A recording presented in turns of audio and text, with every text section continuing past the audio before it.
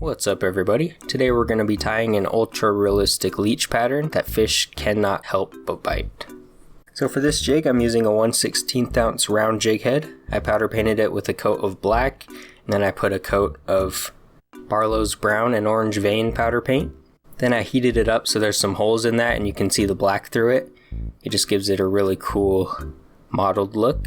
For the thread we're going to be using an olive UTC ultra thread in 70 denier. We're just going to start that thread behind the head and take it down to the point of the hook. Then we're going to bring our thread up just a little bit more from the point so that our tail can have maximum action. For the tail we're going to be using this tan pine squirrel zonker. It has incredible action. We want it to be a little longer than the hook itself so that it looks more realistic. And we're going to tie that in right on top.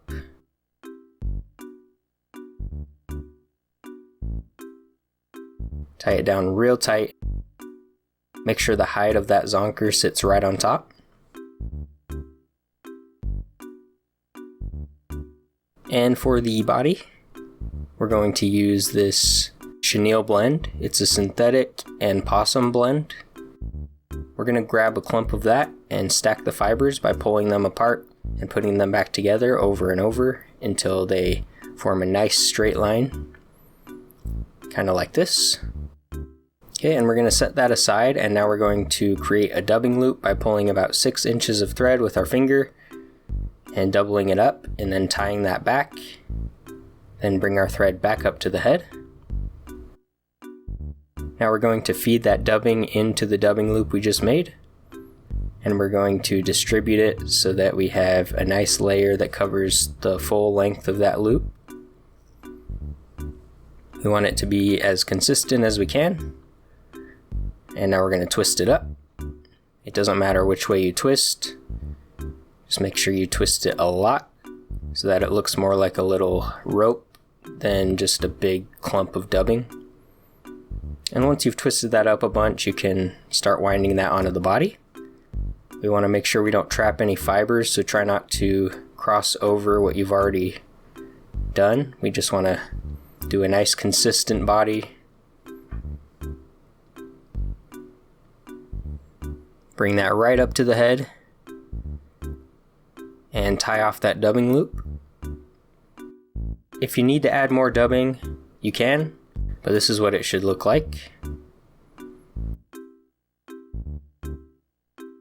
Now we're going to clip that off. Alright, now we're going to whip finish. Pull our thread tight and clip it. Now we're going to grab some Velcro or a little brush tool and just release any of those fibers that are trapped. We want them all to be free so they can have nice action and create a nice body for this leech. Once you've freed those fibers, you can start stroking them back with your brush.